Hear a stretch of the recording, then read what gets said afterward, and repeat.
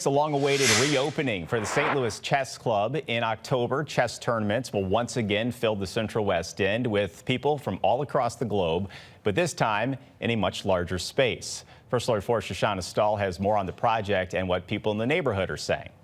It's a move years in the making. The St. Louis Chess Club is reopening this 30,000 square foot facility at the corner of Euclid and Maryland.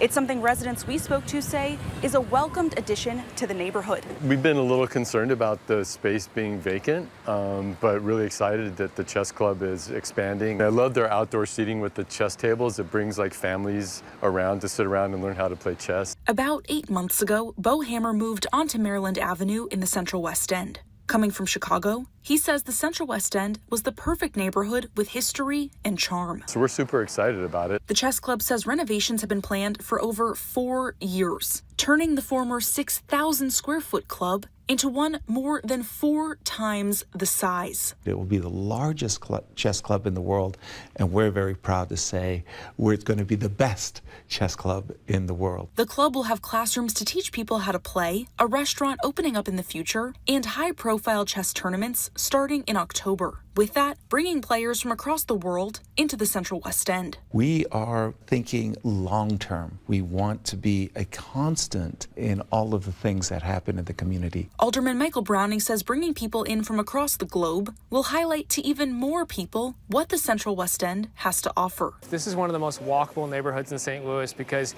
you can just go up and down, visit the number of shops and restaurants around here. There's something for everyone. But what Alderman Browning doesn't agree with, a social media post circulating calling the Central West End dead. Instead, he says it's growing in population, businesses, and crime is going down. Just because a couple businesses have been empty here in the last couple years doesn't mean there hasn't been plenty of other business. Hundreds of apartments are being added at the corner of Lindell and Kings Highway, with construction already underway. Hammer says the Central West End is full of life. There's never parking. If it was dead, where are all these people going when they park their cars? Because the neighbors all have parking through the alleys.